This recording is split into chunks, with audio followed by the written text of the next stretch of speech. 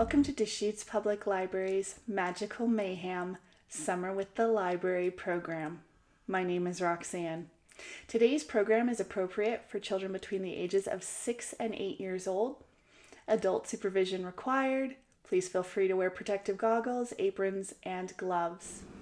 We'll begin with wizard wands. Supplies needed include glue gun, glue sticks, tape, scissors, construction paper, twigs or a pencil, Elmer's glue, marbles, rocks, or gems, craft paint, and paintbrushes. Step 1. Add glue to construction paper. Step 2. Lie your wood down along the corner at a diagonal. Step 3. Roll as tightly as possible from one corner to the other. Rolling tightly ensures your wand is as sturdy as possible. We want to avoid breaking our wands while enthusiastically casting spells. Step 4. Use tape to secure the corner upon itself, or if you've used too much glue, as I did, simply spread it around, then set your tube aside to dry. Step 5. Once dry, cut the excess from both ends. Try to get as close to the wood as possible.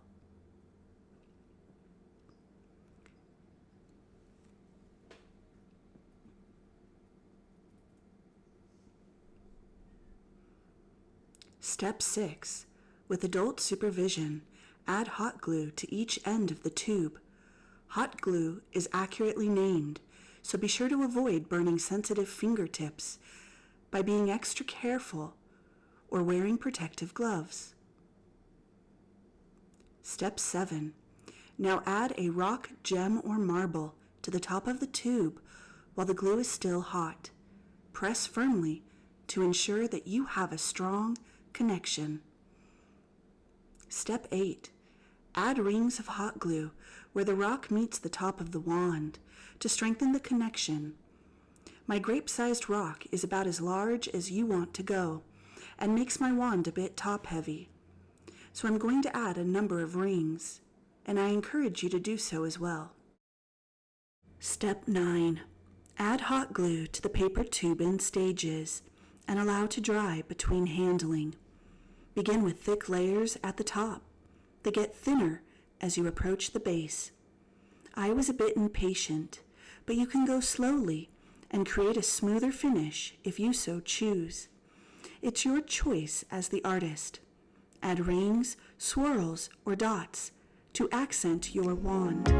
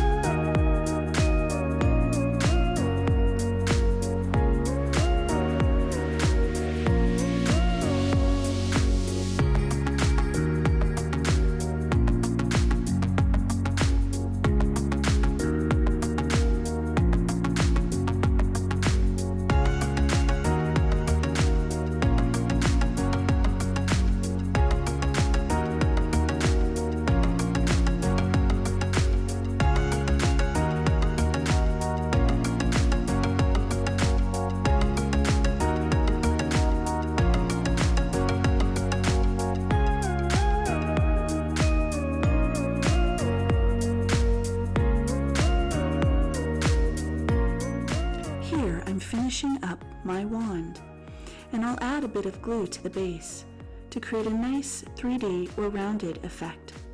You're welcome to create whatever effect you would like as you finish up your wand. And if, like me, you decide to add thicker layers toward the top, feel free to do so.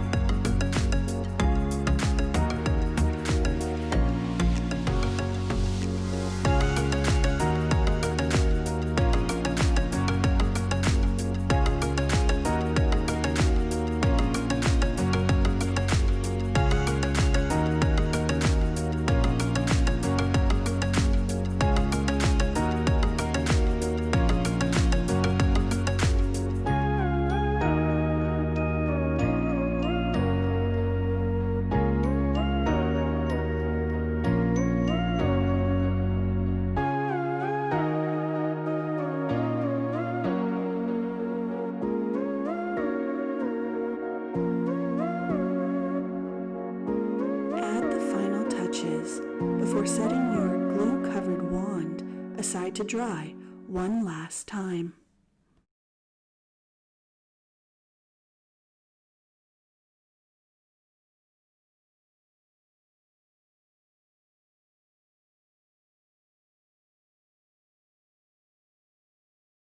Step 10. Select your craft paint colors. Whatever you have on hand will do. I happen to have a small selection of metallic paints, so that's what I used. But your adult will know what paints work best for your wizard wand project.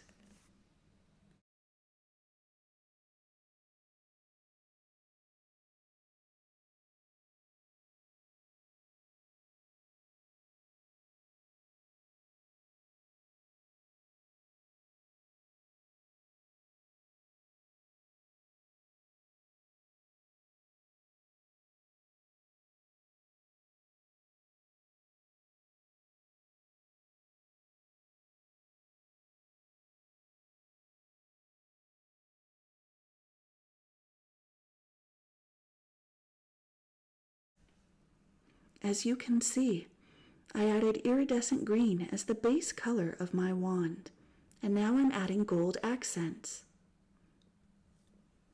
Both of these colors are reflected to a lesser degree in the blue rock at the top of my wand. I didn't realize it at the time, but my wand looks a bit like asparagus.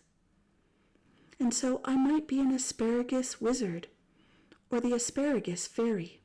Who's to say? And I'm curious to know what colors you'll add to your wand, and what sort of design you'll create. Will you be a fairy or a wizard? What sort of spells will you cast? I'd love to know, and feel free to reach out via the Deschutes Public Library Facebook page and share photos of your creations. I'd love to see what you've created.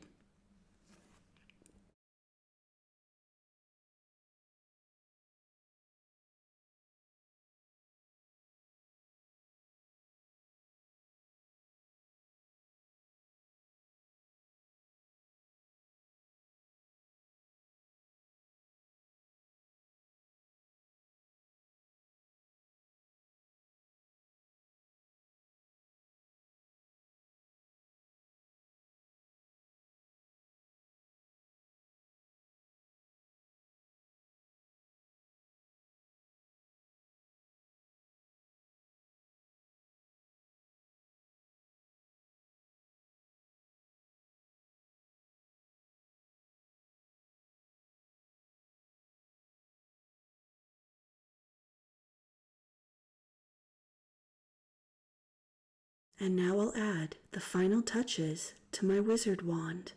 Bibbidi, bobbidi, boo. Now we'll make slime and learn to cast color-changing spells. The purpose of this STEM activity is to introduce children to the chemical science of slime and demonstrate how the primary colors, red, blue, and yellow, mix to form the secondary colors, purple, green, and orange. Adult supervision required. Supplies needed include white Elmer's glue, contact lens solution containing boric acid and sodium borate, baking soda, food coloring with the primary colors blue, red, and yellow, a bowl, a spoon, a measuring cup, and 2 measuring spoons. Let's get started. Step 1. Pour 4 ounces or half a cup of white Elmer's glue into a bowl.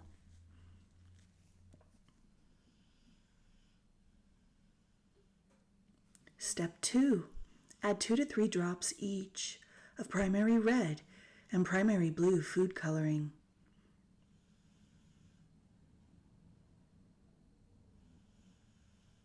Step 3. Stir your concoction. What secondary color do the primary colors red and blue create?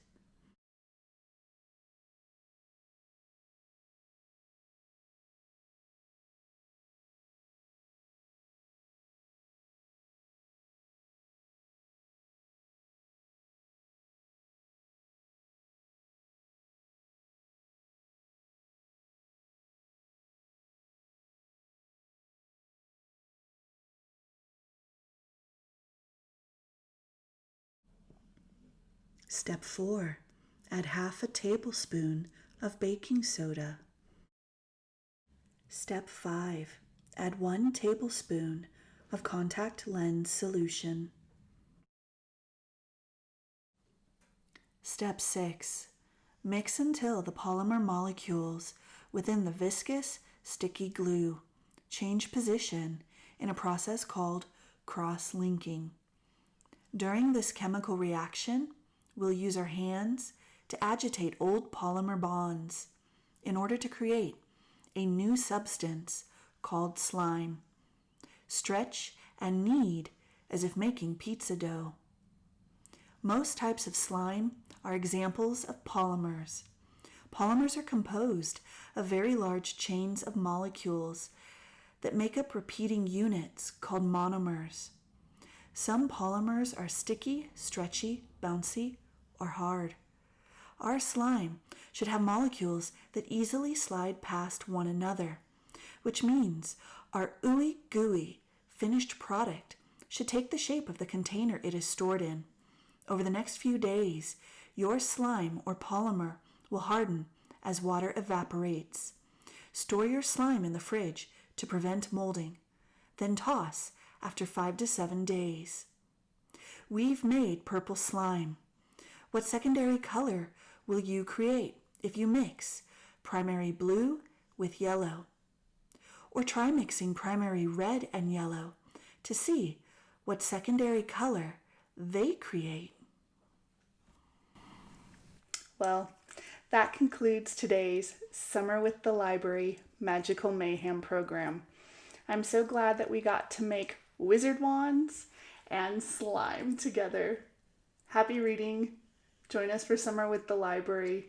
Download the Beanstack app today and start tracking all of your summer activities and reading. Bye, everyone.